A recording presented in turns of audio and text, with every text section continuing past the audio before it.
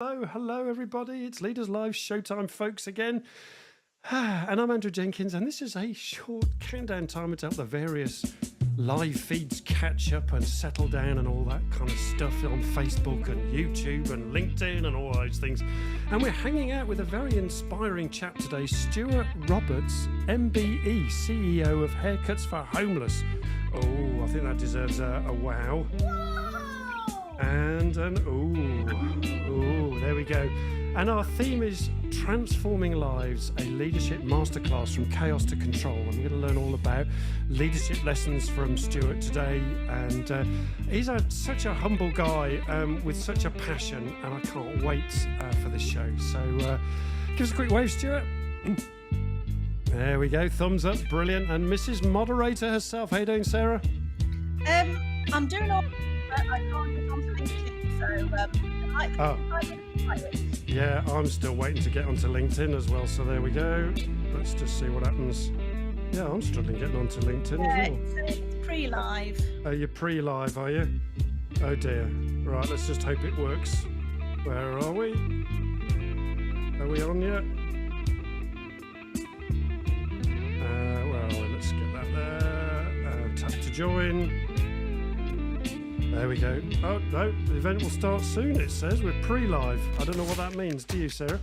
Not a clue. Not a clue. I'm not sure if we're on or not. I don't know. Boom, boom.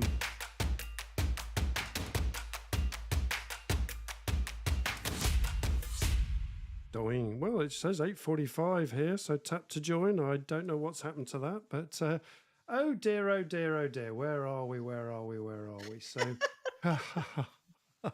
What was that famous last words? It'll be fine. It'll be fine. Yeah, we'll hopefully the recording will work, and let's just hope it works in a moment. So we'll probably get some messages from people saying, "Where are you on live?" Oh, dear me. Well, there's a funny thing, isn't it? So there we go. Well, hello, it's Leaders Live Showtime, folks. And yeah, hurrah and huzzah. We're not quite sure if we're live on LinkedIn, but we know we're live on other channels. Well, we think we are. And so, yeah, oi, oi, hi, gang. It's Leaders Live Showtime, folks. It's just after 8:45 here in the UK. And we're back once again with Spreading the Love with Leaders Live, Yabba Dabba Doo. And we hope you enjoyed that groovy opener as well, gang. And this week, we're delighted that we've been powered by Marketing CX, this week's sponsor. And look out for who's sponsoring us each week. And oh, please let us know if our audio is coming through okay as well. We've got no comments coming through on the feed, so that's a little bit concerning.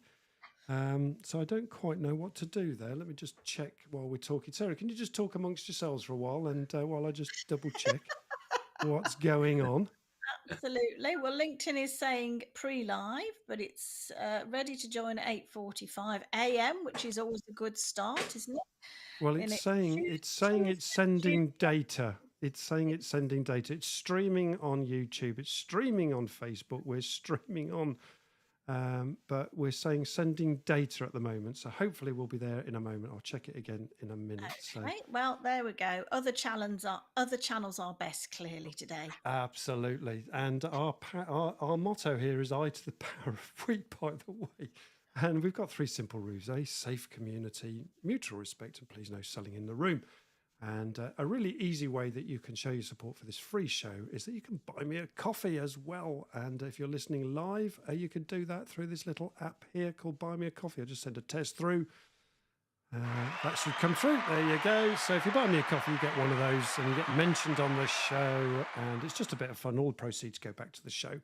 It's just a way of interacting with us. And yeah, we are live, but we're only partially live at the moment because we're waiting for LinkedIn to catch up. So in the meantime, please subscribe and I love that little bell. And please subscribe to our AWeber mailing list, so that just helps you to keep up with the show.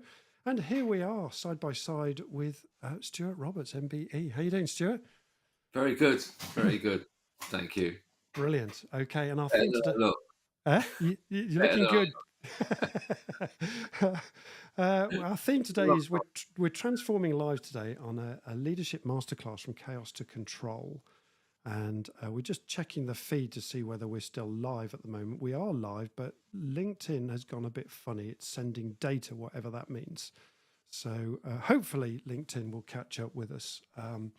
Now, Stewart, we're going to have Stuart's story in a moment, which is a really interesting story. And yeah, I've just had a message from someone saying trouble getting online. Yeah, we know we've got some problems.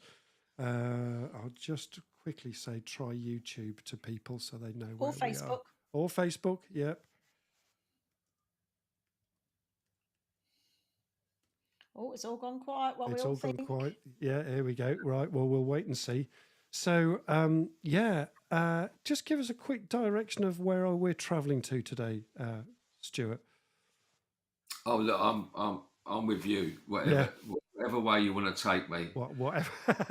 Yeah, we're going to talk about your story about haircutting and how that Yeah. transformed your life, aren't we?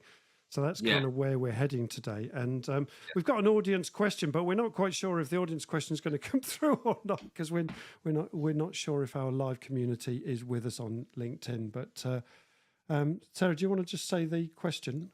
Yeah. So I can't type it in, so you'll have to listen very carefully. What decision Brilliant. have you made in your life that has enabled you to create a positive solution that was then a catalyst for you to have hope in your own future? Okay, there we go. Oh, and someone's on. Chris Harding, the link isn't working. Yeah, thanks, Chris. Yeah, we recognise LinkedIn is still trying to do the linked in bit. Excuse the pun there. It's still trying to link. It said it's sending data. So thank you for linking in on YouTube. That's great. And for the rest of you, if you're listening somehow, please join in with YouTube, which is great. That's our backup site. And we can't even put that in the feed at the moment because we haven't got access to the feed. So this is live, baby. Everything happens. So there we go. And yeah, I'm just going to introduce Sarah, Mrs. Moderator, for a moment. How you doing, Sarah? You all right? I've had better days. Yeah, indeed. Yeah. Unless people are on YouTube or Facebook, they won't be talking to me on the comments. But it'll be a really, really good session anyway. So people can listen on the podcast, they can catch up and the later. replay. Yeah, And say absolutely. LinkedIn's let us down today, but there's nothing we can do about that. Yeah, well said. And we live on a building site at the moment. We're the first people in on a new development, and there's a big cable sitting outside, all coiled up, ready to go. It looks like a 3-phase cable. So hopefully the electricity will keep up as well. So there we go. They haven't told us they're cutting us off, so we're assuming no news is good news. Indeed. So let's get stuck in. So talk to us a bit about your own backstory, Stuart. And how did haircutting strike such a resonant chord that helped change your life, Stu? I mean, well, to answer your question and to answer the question that was just said, the big thing, the big thing I've changed has to be my recovery.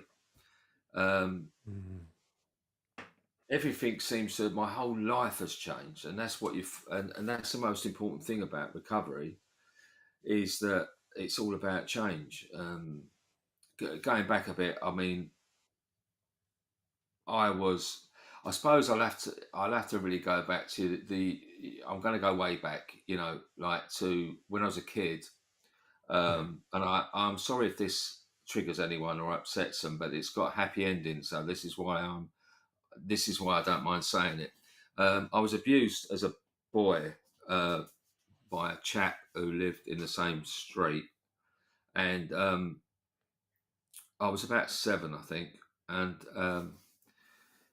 it's not a great thing to happen to you, and it affected me quite badly.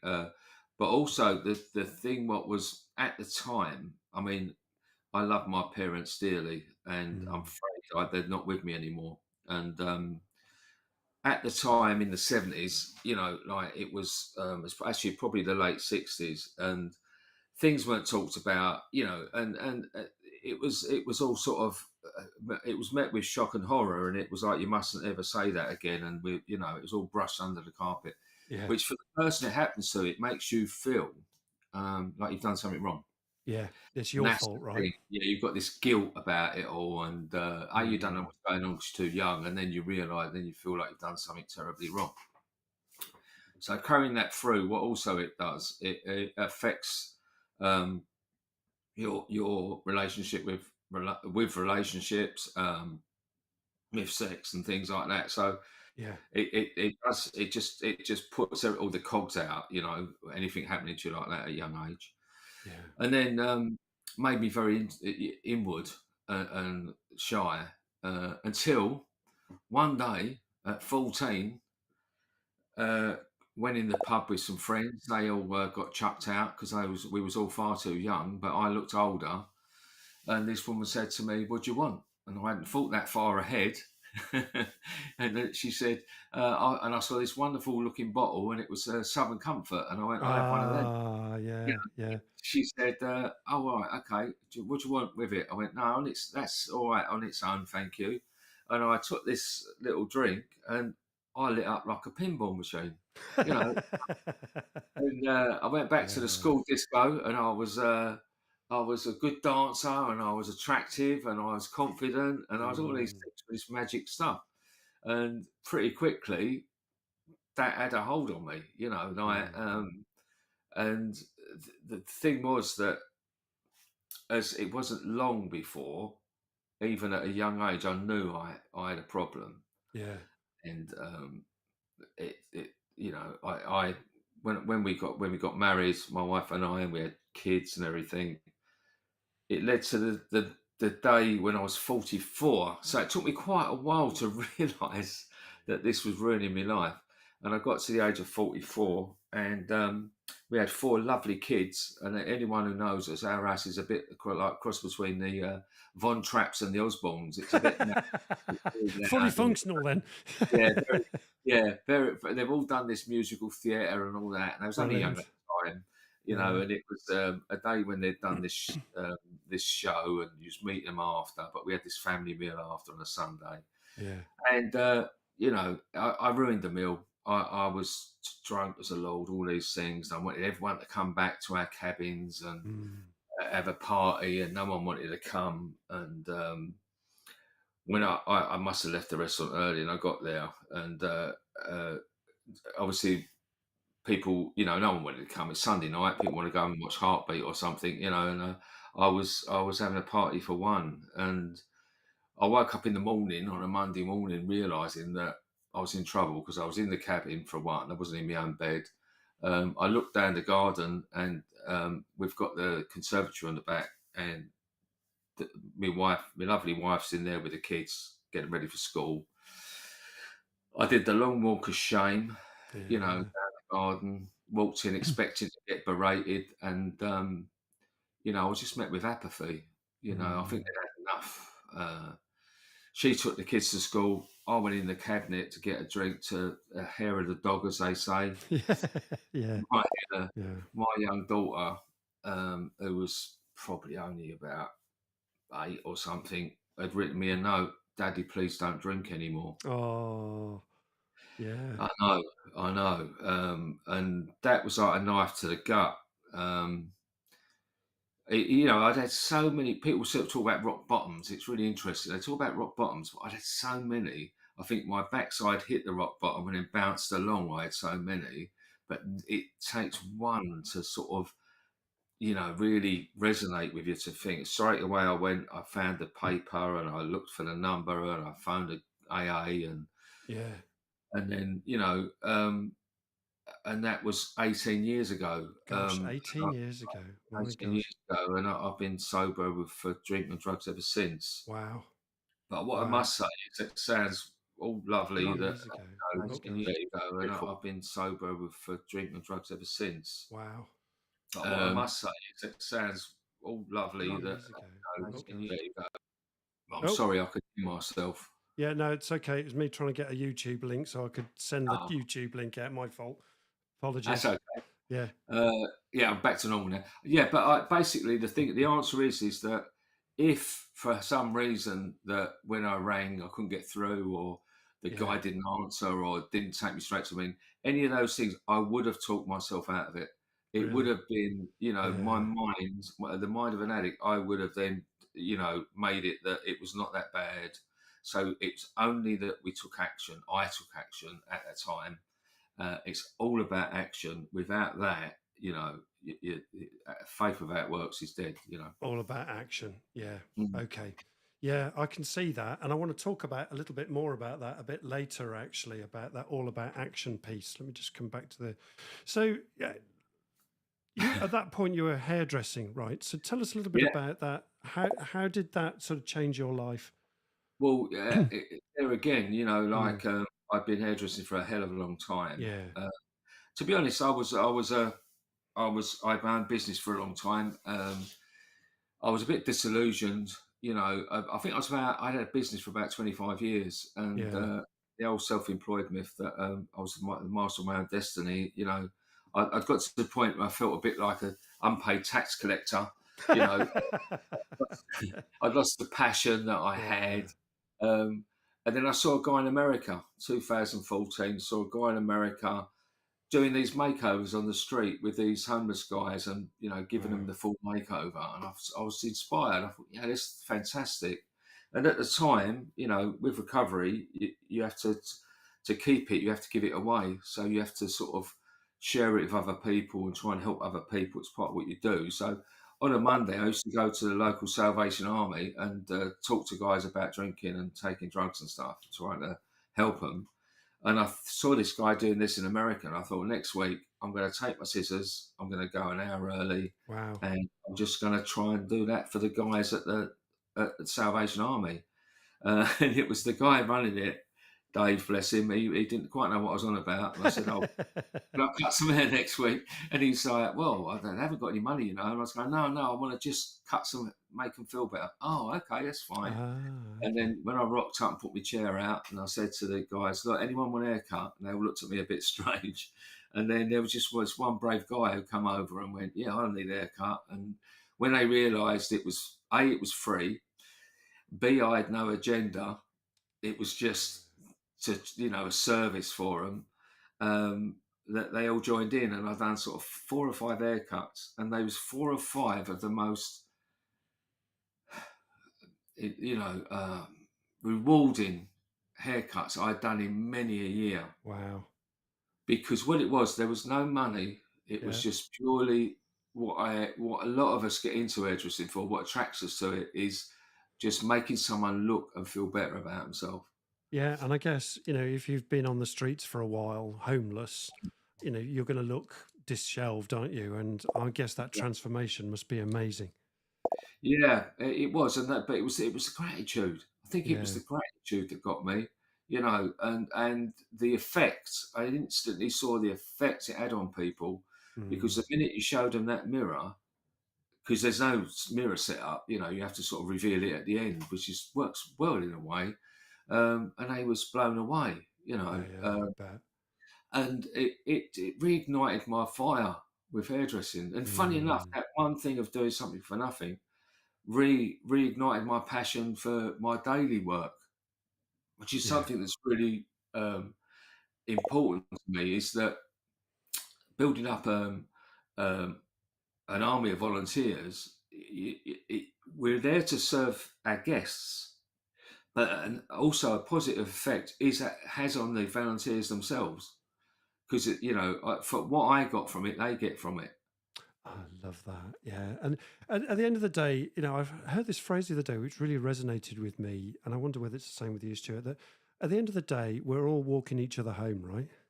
Oh, nice. Yeah. Isn't that lovely? We're there to help each other to walk home, to feel safe, to walk home. Yeah. I'm just going to come quickly to Sarah. There's a bit going on in the feed here. So just come Yeah. to Mrs. Moderator, give you a break for a minute. Sarah. Yeah. Yeah, obviously, and thank you, Anita, for putting the Yeah, well YouTube done. link I've on tried to do as it myself. It's hard while Stuart it's talking. hard. LinkedIn is like, yeah, well, okay, we won't worry about that one. Yeah, I LinkedIn's think, fallen over. Yeah. yeah, just real appreciation for sharing your story. Mm, Chris Harding says, thank you for sharing that. And what you were doing, and what you're still doing, is giving dignity to people. yeah. I think I'm guessing that you can feel very invisible. People don't want to look, if you see somebody begging on the street or what have you, people kind of turn and look away, and so to feel very invisible, so to have somebody actually cut the hair and yeah, you're giving them dignity and seeing them, which is amazing. Yeah. Yeah, I love that. And it's great to see that we've got comments coming through on YouTube. Yeah. Yay! I So don't think I've people ever are had joining in. Thanks for Steve Whittle and thank you for your patience this morning. Yeah. And thanks for sharing the link, as Sarah said. I just think that's, that whole thing about giving dignity about haircut. And I don't know about you guys, but I think, I think most people that I speak to enjoy having their haircut, right? It's a beautiful thing having your haircut. Yeah. And there's that magic of touch, isn't there? Tell us a bit about that, Stuart. What kind of things have you learned from cutting people's hair for homeless people, etc., or anybody really, for that matter?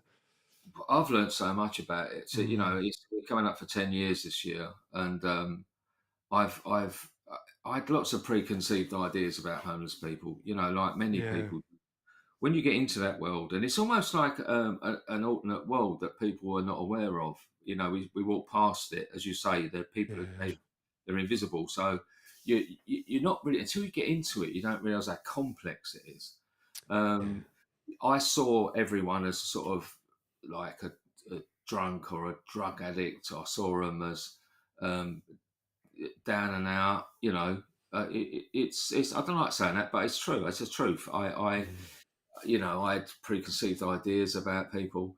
When you actually break into it, when you then get to know people, um, speak to people, you realise that it affects. I know it's said many times, but it affects everyone. I have cut people's hair in the worst circumstances, and I cannot imagine why they are homeless. mm, Clever, intelligent people. Um, Generally, it's just a series of bad luck, a run of bad luck that it can happen to any of us. And so I've learned so much about people in that way. Also, it's the fact of why it's so important. I think is that we actually touch people. I can't underestimate that. There's something about human beings. We've got this little bubble around us, and like we're quite isolated in a crowded room, even. yeah, But when you break through that barrier, that's why it's a special industry I'm in, mm, hairdressing and things like that. When you lay hands on people, you break through that barrier, which it instantly connects you. It's almost it's almost like a spiritual connection, because you as soon as you touch someone, you make connection, um, and you've got someone maybe hasn't been touched for weeks or even months. yeah, And that's a special thing, and that's why they tend to open up. That's why even in a salon environment, even your clients, we're known. Everyone tells their hairdresser everything, and it's because we make that connection. It's a very personal thing. And yeah. And it is a sorry, very personal thing, isn't it? I was just thinking about when you mentioned that, people got defenses, right? A bit like a hedgehog. A yeah, yeah, hedgehog's, inside is a cute little thing, but actually on the outside it's got all these prickles. And I'm yeah, wondering whether that touch just breaks through those defenses, Stuart, just as a yeah. thought. It just occurred to me as you were talking.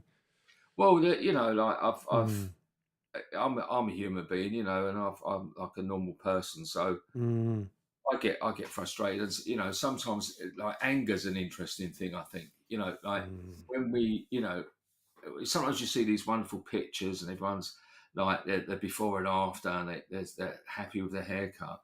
It's not always like that. Sometimes it's quite volatile, or it's we get more laughs than growls. We really do. So I must put that forward. But sometimes it's a bad day, and someone's having a bad day. Yeah. And I never forget this guy up in Liverpool, and he was an absolute nuisance. In the Mm, section. In the end, they sort of iked him out, and I was quite relieved. I thought, oh, thank God he's gone. mm. And as we packed up and as we were leaving, he was actually still having a go at someone outside. Yeah. And I had all my Uh, judgments in place. And then of when I course. actually realised it'd been raining heavily, that it was cold, he had no shoes or socks on. Um, and he was just shouting at this person saying, all I want is a pair of expletive shoes. Mm, Like, and I thought, oh, good, no that's wonder what he someone wants. Mm, shoes. He's got nothing. mm, He's probably took them off like as he's sleeping, Someone's whipped Someone's him nicked away, them. Yeah. and all he wants is a pair of shoes, and the judgment that we have a lot of the time, of Preconceived people, assumptions. we don't know, do we? We Yeah. don't know what they're going through. And anger is a manifestation of fear. So normally the most angry person is scared witless anyway, so it's often there's such a story behind all of these emotions, and we just have to deal with them as we can. I am going to get knocked out one day because I often because I often go, I know what you need, and I'll give them a big cuddle, and they're right there. And I've had a great big fella, and I'll give him a big cuddle, and they sort of melt a little bit. But I do know I am going to get clocked one of these days, but it's not going to work. I love that. There's a phrase that says, cake is one of the best antidotes to everything, and yet a hug is even better. And the reason for that is it lasts longer. Yeah. Yeah, I just love that. And I just where you're coming from, and just, one of my friends is online here, Chris Harding, and he always says, which is a beautiful phrase actually. Look, you never know what's going on for the person you're talking to, the person you're relating to, like the guy you're talking about has lost his shoes. Unless you ask what's really going on, we never know, right? So we don't know what's affecting other people. And so making that as an assumption to think, well, we never know, means that you suspend your judgment, which I think is a really powerful thing. I don't know whether you found similar things, Stuart. Is Stuart frozen? Let me just come back to Mrs. Moderator. Stuart's frozen, isn't he? I think he has frozen, yes. Yeah. Are you there, Stuart? Stuart, if you come in again, that would be helpful. Let me just ditch him out for a minute. So, Stuart, if you can hear us, please log in again. I think LinkedIn's got to him. Oh, dear me. Oh, okay. I'm just going to ditch him out and hopefully he'll come back in again. Let me just, there he comes. There we go. Lovely. Where is he? Or not. Have another go, Stuart. We're having a great time today on LinkedIn. We're on live. Everything is against us today. It's your fault because before we started, we went, it'll be fine. It'll be fine. It's all my fault. Yeah, that's right. All blame me. I'll be blamed for the week. Try again. Definitely. Try again, Stuart. There we go. Right, let's try that. Let's see if that works for him. Oh dear. Hey ho. So yeah, we were talking about, and we've just lost Stuart just for a minute. The line's just dropped his end. And we were talking about the haircuts for homeless and the power of touch. And there's some questions which we want to answer. So hopefully we'll get Stuart to come back in again in a moment. Just seeing if he's read that message. I'll just email him as well. If you can just pick up the feed for a minute while I just email him. Yeah, it's really interesting, isn't it? I mean, Kieran's got a great question for when Stuart's back on. Inspired by his generosity and the backstory, I want to know if he's got any stories of how he kickstarted one of his customers to make a positive life change. So that'll be really interesting to ask him when he comes back. The general consensus is, LinkedIn is having a complete meltdown today. It certainly is. It's not just us; it's other videos people have been watching. So thank goodness we have backup channels. But backup channels are all very well. But if we can't get Stuart back in, we're going to be a bit stuck. We are indeed. I think the other thing is that Stuart was just talking about taking action as well before earlier on. And it was something we were going to come on to about this whole thing is how do you get out of chaos and back to control? And when Stuart comes in, we'll re-ask him that question. But one of the things that he said when we were having our pre-chat during the week was that, it's and Laura's come onto this whole thing as well about homelessness is such a vicious cycle. I'm just going to bring Laura's comment up. It's such a vicious cycle. No home means no address, means no banking. Absolutely. Particularly not these days. You can get banking without an address. There are ways around it. Oh, okay. Right. So some of the banks are addressing that issue. Good. Yeah. But if you've got a cashless society, that makes it very hard as well, I'm guessing. So, no way to get a job, et cetera, et cetera. So, everything's against you, isn't it? But, what Stuart was saying was that despite all of those things, the turning point comes around how you are reacting to what's going on for you. So in other words, you have to take responsibility. And whilst there's all this horrible stuff going on in the background and kicking you down all the time, he says the turning point for him is you have to face yourself, and you have to take responsibility for yourself. Here comes Stewart. Here we go. Oh, are we back on? Yes, here he is. Hurrah! There we go. I think? Yeah. I said I'm having some bamboo cut down at the front. Yeah. Oh, they haven't got the cable, have they? I think they've cut through the cable. Yeah, I've flicked it onto my. I should go and have a word with them in a minute. I've flicked it over to my phone data and I've logged it up. So I reckon it must be my end. I thought it was. Yeah. Oh, that's that. Yeah. Well, we're live, you see, and you can blame us because when we go live, events start to happen on their own, just like what's happened today. Thanks ever so much for dialing in again. It's great to have you back on battery power at least until his phone runs out or whatever. We were talking about. Actually, just before we come on to that, there's some bits in the comments, Sarah. Did you want to pick those up and we'll ask Stu some questions? Yeah, absolutely. Interesting question. Where do you cut people's hair? Do you do it in the street or do you do it at centres? The guy who inspired me was doing it on the street, but Fantastic. because of by chance that I was already going to the Salvation Army, and that's where I started. That's where it got replicated from, and very quickly, when I knew it was going to start to grow, I realised that was sort of a safe environment for volunteers. Yeah. Because I couldn't really have a team of people running around on the street and I couldn't be with them and I couldn't guarantee their safety. So it worked really well at the beginning and that's how we spread it out. Because pretty quickly, a few people wanted to join in.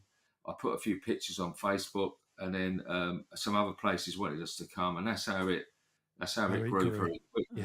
Yeah. So you've got a base that then people know about and will then come to you rather than you having to go to them. We go to them. We go. The trick is go where they eat. It's because it's like where there's a service, because someone will phone me from, we've opened over 85 across the UK. Gosh, that's incredible. I know if we've not got one where they are, say in Sheffield, we've got one in Sheffield, but say Sheffield, and sometimes we get salons kindly say, "Oh, we'll have them. We could do one in our salon." Okay, it's not really practical. What we say is go to the Salvation Army. They normally look after homeless people. If they don't all do it. If they don't, they tend to know where they do it. Where they do it, there'll be somewhere, right? Yeah, and then find out where they go to eat, where there's a soup kitchen or a service or a church or whatever. Church or one of these where there's something that regularly occurs, and then we actually partner with them. We set things up, and then ideally we go there every month. We go there once a month, and the consistency is the key because these guys get let down all the time. All the time. Yeah, they constantly get let down. So we want to be the consistency. And I've been cutting. I've got a guy who's there. I've been cutting in Ilford since I started.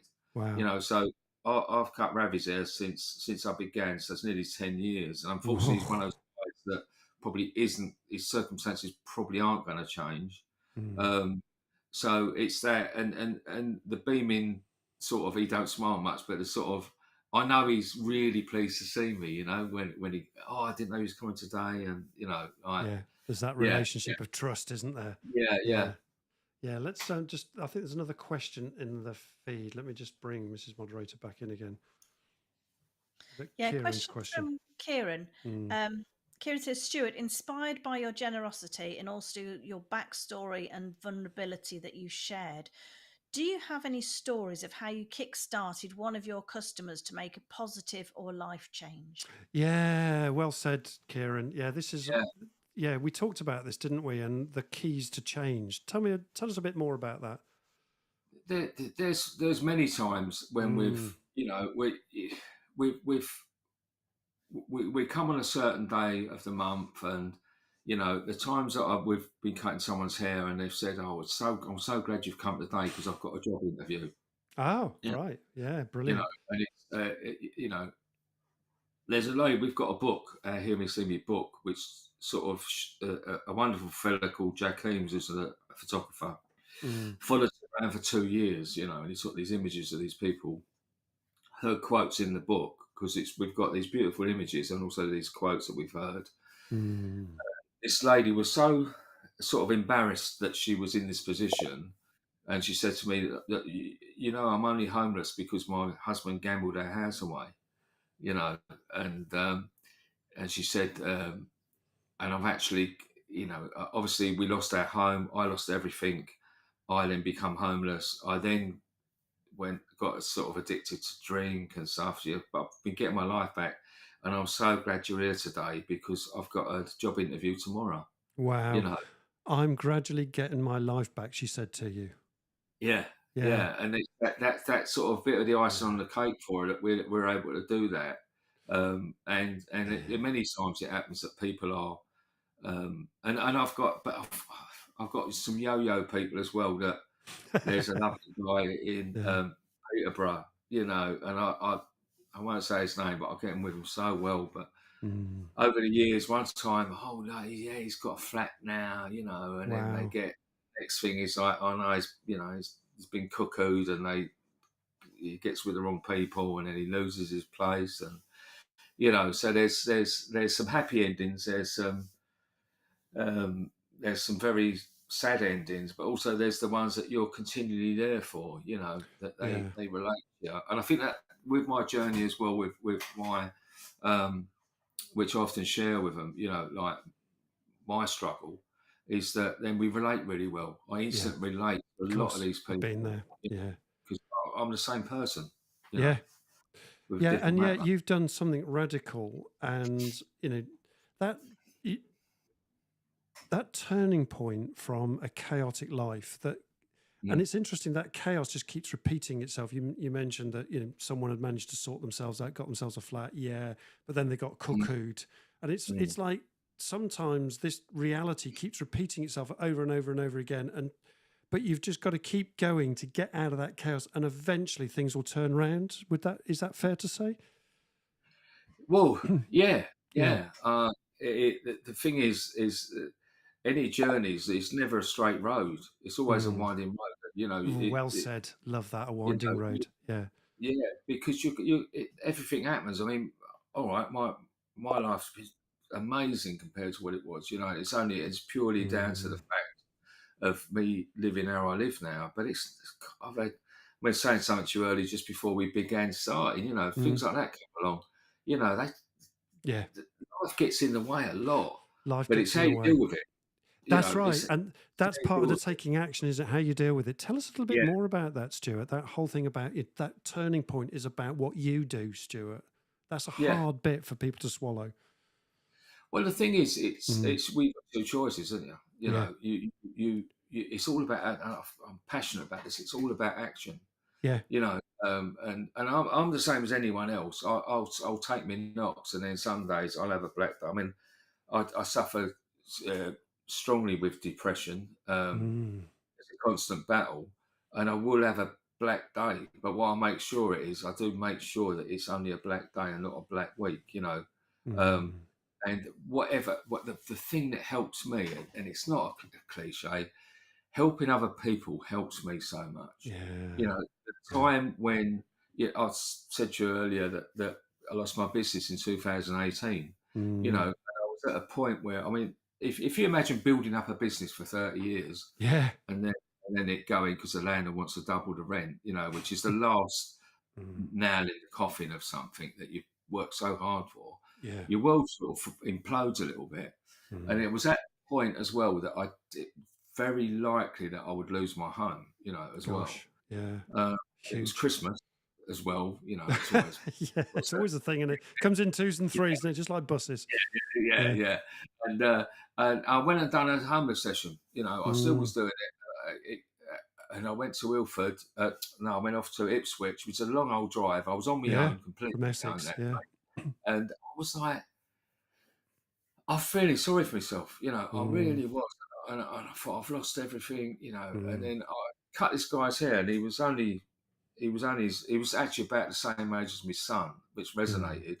He was living in a tent. It was freezing cold. I was asking him about that. He said, "Well, I'll try and get in bed early." He said, "But the thing is, as soon as I zip all the tent up, my breath, the condensation, all lines, and then that all freezes. So it's almost, And he's just Sheesh. explained to me. I Yeah. thought that's horrendous, Yeah. absolutely horrendous. And my boy is at home, safe and sound in bed, and Mm. I'm like, how dare I? How dare I worry about, if all right, I might have to sell my house, or I might lose my house, but I'll get I'll be able to get another one, or I'll be able to get downsize, or like Something will life happen. Yeah. bad as that, and Mm. that's the thing, and that I drove home feeling absolutely grateful for my situation. Where driving there, I felt it was the end of the world, and this is what we get from what we do when we volunteer with this, is Mm. that for 2 hours you forget your own stuff. You Yeah. know, Yeah. you just have to worry about someone else's stuff, and it's Isn't the it? best. It's the best antidote uh, for depression, and it's the greatest gift is the gratitude you get. That's lovely. That greatest gift is the gratitude you get. And that's because you lay yourself vulnerable and you accept the fact this is the circumstance, but somehow I'll get out of it. Is that what you're saying, Yeah, Stu? Yeah. well, you've got to accept it. Yeah. You can't have your head. Like Yeah. we're all built an ostrich. Sometimes we put our head in the sand, but sometimes you've got to pull it out and then look around and see what you've got to sort out, and you just got to Yeah. do it. You just got to do it. That whole thing about acceptance, I mean, there's something very powerful about that is accept the circumstance, but don't make the excuse, right? I think when Yeah. we were talking about earlier, saying one of the biggest failures of turnaround or what stops turnaround is often that we look at our circumstances and we see it as an excuse. So, this is the way it is, but it doesn't have to Oh, be.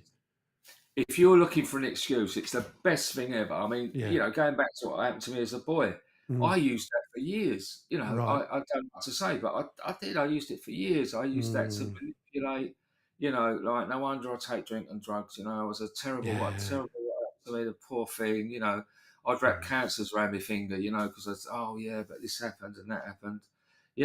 Until you accept that you've got a part to play in things, and that you have got responsibility, and all actions have a consequence.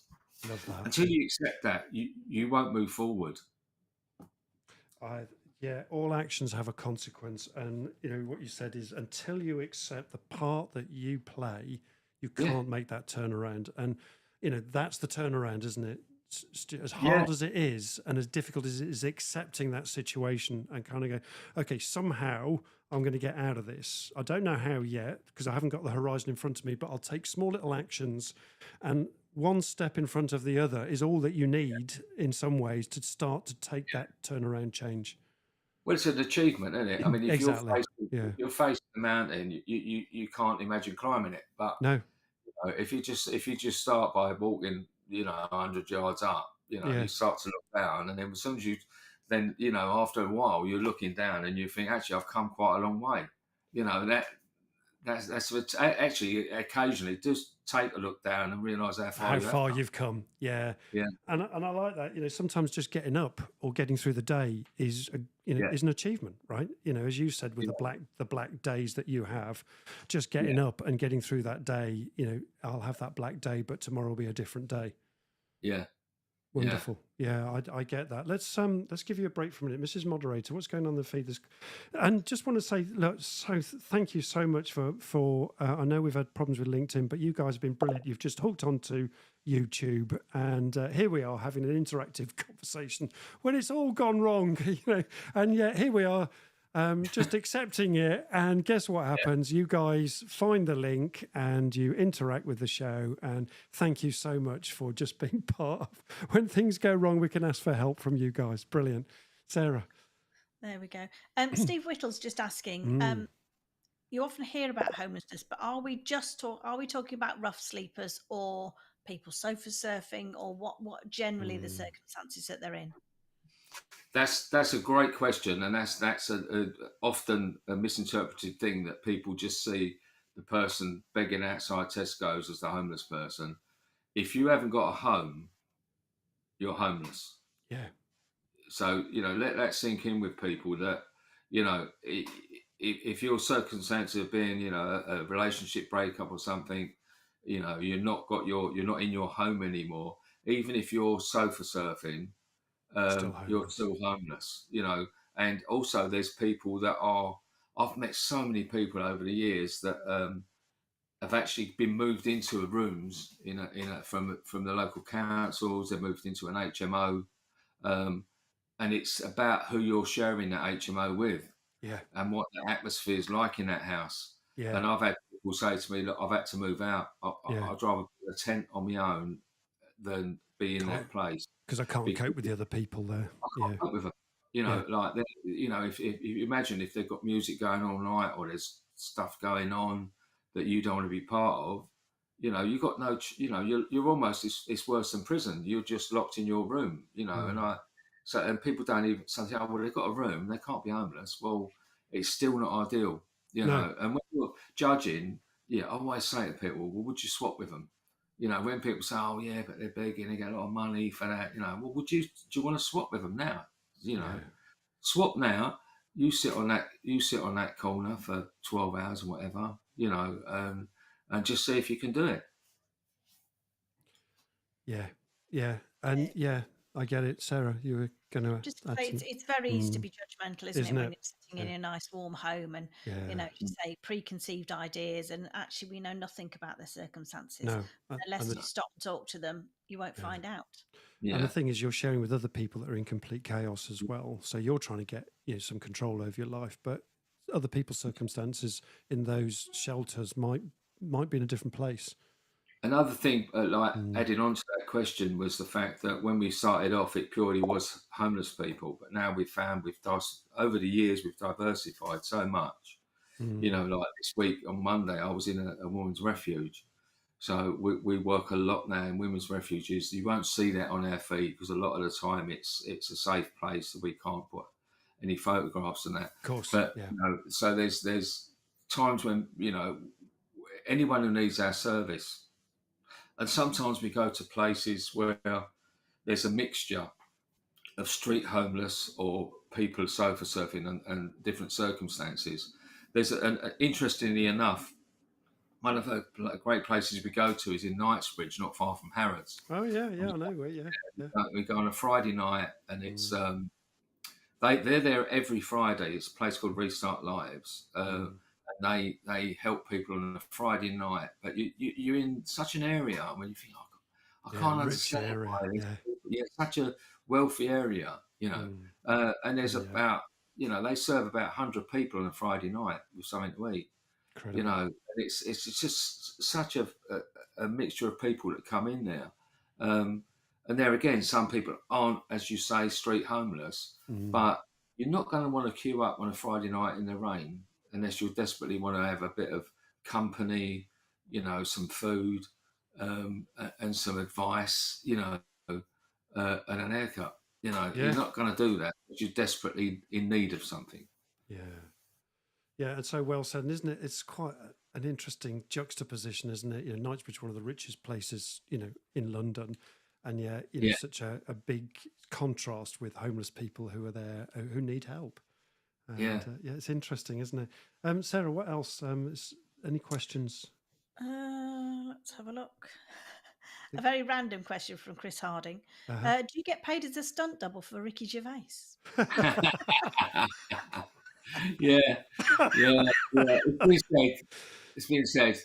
My mate keeps saying I look like Jim Royal off the Royal Family, which is not quite as good. I'd like to be a pound behind Ricky Gervais, though. Brilliant. Yeah. Yeah. And I think Chris also says this, doesn't he, Sarah? So just picking up on what you said. Yeah, the line, would you swap with them? It's it focuses where we're at, doesn't it? It does. Yeah, very much so. Just trying to say there was something. I mean, talking about when you talk about judgment like that and being judgmental, there's a fantastic place we go to in Dublin. We've got set up a place in the Capuchin Centre, and they serve 600 to 800 people a day in the heart of Dublin. and Wow, up that's a until lot of recently, people. yeah, it's massive, and Mm, it's almost like when it blew me away the first time I went there, and I saw them queuing down the road, and to me it took me back to almost the Victorian times. I thought, where are we? It's like this, and it was run by a wonderful a monk like Brother Kevin, okay. and Capuchin monk, and he was such an inspiration to me. And I talked to him about judgment like that, Mm, and he said one day he had a woman come along in a car with couple of kids, and she come in to get some stuff. And he thought, well, if you're driving a car, why do you need this? yeah. And he felt obliged to say to her, well, why have you come in if you're in a car? And she said, and she was so embarrassed, and she, I'm so sorry, Brother Kevin, but the last time my husband beat me, uh, I thought I was going to die, so I had to get out of there. And the only thing I could do was get out in the car with the kids, and we're living in the car. So Living immediately, in the car. Yeah. yeah, they said, bring the kids in. They kitted them out in clothes. They fed them. They gave them stuff to take. And he said, I've never judged again. He said, I've never judged from that moment forward. And he said, if they're hungry, we'll feed them. And I've took that with me for many years since then. If they're hungry, we will feed them and never judge. Because everyone's got a backstory, right? I think Yeah. that's sent tingles down my spine. And you mentioned the other day, I'll come back to Chris Harding's asked a question, how we can get involved. We'll come back to that in a minute. But when we chatted the other day, you talked about the difference that you're finding now as a leader serving this community of chaotic people to try to help them. And being in a flow, you need a flow of your own here and some critical values or principles that you have to hold to make this work. And one of them you've just mentioned about not judging but accepting people. What else are the important attributes that you've learned, as a leader here of Haircuts for Homeless, that are out, just help you to keep stable and, and balanced, as it were, in this chaotic world that you serve? You've got to hold on to your passion. I Yeah, mean, you mentioned that passion. Yeah. you've passions. It's so Mm, important. It's the fact that, I mean, it's what we look for in team leaders, yeah. um, and you find that you find they come through. Like you search them out, and then they just come along. These team leaders, and we've got some amazing ones, and they share your passion, and you can't really teach that. You have to Yeah. find someone who's got the same passion for it as you have. And they pick Um, up on that passion, right? And people yeah, relate to it, want it. yeah. Yeah. And often it's a backstory. When you start talking to them, they've got their reasons. Like I've got Mm. my own. It's why I'm passionate about what I do, and it comes out. Something from their background. We learn a lot in the coffee and cake after. You know, that's, Yeah. that's where Cake's we. important. Yeah, it Absolutely. is coffee Yeah. and cake. Whenever possible for a session. We like, because it's almost like um, like when you a decompression. Yeah. Like when You bubble out. because Yeah. yeah, they can be very, very emotional, the Of sessions, course. Mm. and it's great if you can have that decompression time after. Of course. Um, I spoke to someone recently. I do a podcast, and I spoke to a guy on there who does 999 PTSD, and a lot of the guys. It struck me that we have to be careful of that, because a lot of the guys in the services, when they get an awful job they go to, often then have to get in the car and then go straight to another job. There's Yeah. no decompression time, and he said that's what takes its toll. Of course. So whenever possible, we try and do that. I think it's important. Yeah. That kind of almost like if you're on an aircraft and the oxygen goes, you have to put the oxygen mask on you Yeah, first. But what you're saying yeah, is that you'll serve, but then equally you need to go away and re-oxygenate, rebalance, retune yeah, yourself, because otherwise it just takes such a knock on you as a person. Is that what I'm hearing? yeah. Yeah. And the humour's fantastic. This is why we have such a good time. Yeah. We have a great time, and people imagine these to be very sad occasions. These sessions, these that we do, and often they're filled with laughter. You Laughter know, and joy. Yeah. and like and the guests, they interact with each other, and the banter that they have, you know, Yeah. you know, it's often fantastic. We do a service for people that street working women, you know, and it it's an awful thing, what they're doing. But you sort of like, it's almost like this trench humor, you know, Yeah. that, Dark and humor. Yeah. yeah, dark humour, and they all try and embarrass me, you know. But I'm not too old for that. But Yeah. yeah, it's incredible some of the things and some of the people that we meet. I think the other thing I'm picking up with yourself, Stuart, is you have a tremendous respect for these individuals, and there's an Yeah, integrity to that. And there's this whole thing about active listening, but it's also the banter and the other things that are going on that you join in their world and yeah, respect who they are. They're a fellow human being who's on a journey, and we're yeah, each taking each other home, regardless of where we are. We're all taking each other home.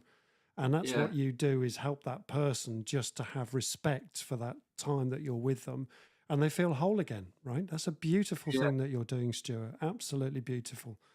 Thank And you. yeah, I just, wow. We'd love to talk to you all the time, and time's moving on. And we're hitting the top of the hour very shortly. But I just wanted to just come on. I just want to give you a quick round of applause, actually. Thank you ever so much for just, wow. With all the with all the hassles we've had today, this has been such a powerful session. And I'm so glad that people have picked up on the YouTube session that's still live. And I just want to bring up, Stuart, your website here, because Yeah, Chris Harding's asked a question here. I'm just going to do this for Mrs. Moderator here. Is there a way people can get involved if they can't cut hair? Is there anything that you can add to that at all, Stuart? yeah, definitely. I mean, we're like all charities. Mm, We don't run on air, and finding funding is yeah, extremely hard isn't nowadays. it? Yeah. Yeah, but you know, we're registered. We've done a lot of work to become a registered charity, and part of that Mm, is that, you know, it's very tax efficient for companies. You know, they can use their CSR budgets. Yeah, so yeah. it's not like we don't continually shake the coin can, No. but we don't particularly ask people continually for money, Yeah. but someone knows someone who's in a position to help. So someone knows someone who's who's running a company, you know. And if you want to get your tax bill down, donate some money to us, you know.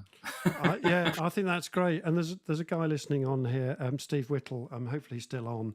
And Steve's a mate of mine, and he runs a charity called Tough to Talk, which is about preventing male suicide. And I'm sure there's a Yeah, connection between you two there. yeah, So please get in touch with each other, because I think that's somewhere Steve's in the corporate world as well, and might be able yeah, to help you hook up to things yeah, like that. And Chris Harding's very well connected as well to businesses, so that might be yeah, helpful, if that's the shout out that you want. yeah, You've also mentioned your podcast here. So yeah, hear me, see me. I can't give you that link. It's too complicated to just say over the. But we'll leave we'll leave that in the feed once we've yeah, got the feed back up and running again. What that contact is to your podcast. yeah. So That's some yeah, great guests. Yeah, I yeah, I'm enjoyed it. sure. Yeah, Yeah, I'm sure. yeah, I enjoyed doing So, that. and there you go. So that's haircuts for the number for homeless.com if you want to Yeah. check Stuart's way. Is there any other call to action that you'd like to just quickly say before we Yeah, close the show? yeah, we always need volunteers. Anyone in the hairdressing or barber industry, we always need your help. We're crying out for volunteers all across the UK and Ireland, and also, just share the message out. Share the Just let message. people know what we do, yeah, support in any way you can. Brilliant. Okay, there you go. I'm just going to come to Mrs. Moderator very briefly.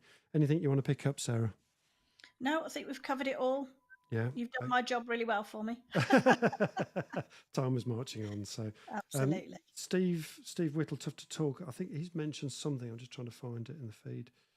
Can you see that, Sarah? Well, we've dealt with, is it just rough sleepers or homeless? I think this was the one here. Yeah, but that's really a personal message for Stuart. Ah, So okay. would Right. like to talk to you offline, and we'll get Oh in touch. yeah, Yeah, We'll make Yeah. sure that he's 100%. got your details. Brilliant. Yeah, Okay. yeah, hook me up with people. That'd be Anyone really that's interested, yeah. Brilliant. Thank you. Thanks, Sarah.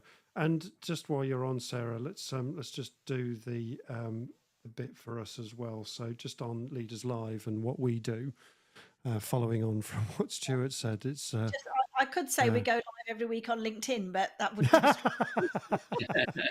be we do on YouTube, and that seems to work, doesn't it? absolutely. Maybe we need to swap to YouTube. Just a reminder, really, that if you find what we do inspiring, who can you tell about it to listen next week, so that we can reach a wider audience? We bring an awful lot of different varied subjects. If there's anything you'd like to discuss, get in touch. And if there's anybody out there or knows anybody out there who thinks, actually, we love what you do and we'd like to, help with your monthly costs, we'd love to hear from you. Yeah, brilliant. Okay. And thank you, Sarah. And the goose for next week, we're talking to John Attridge, one of our regular listeners with a marvellous sense of humour, CEO of BBX UK. And we're talking about his book, Business Blunders and bloody great ideas, sales lessons for SMEs. And we're talking about how to motivate your sales motivation for small businesses. So that'll be really interesting next week, a complete change of scene, but and a completely different contrast to today. But I just wanted to say to Steve again, let's bring Steve back again. Thank you ever so much for a fantastic dynamic show this morning. Thank you for sharing such a heartfelt message. And I think we all resonated with you, Stewart, beautiful. And what a guy. I mean, just fantastic. Thank you so much. And we just want to spread the love to you as well. So that's it, folks, for today. We're going to close out with our outro, and we're just going to wave goodbye to you. Thanks again, Steve. This will be on podcast shortly as well. Hopefully we'll post the replay on LinkedIn from YouTube, I think. LinkedIn failed us today, but there we go. Cheers for now, everybody. See you next week, and we'll wave goodbye to you now. Thanks again, Stewart. That's been brilliant. Thanks, mate. Fantastic. See you all next week, folks, for another fab, groovy show. And we hope you took away something from this session with Stewart. Absolutely brilliant. See you again next week for another awesome, groovy show. Cheers for now, everybody. Bye-bye. Fantastic. Right, let's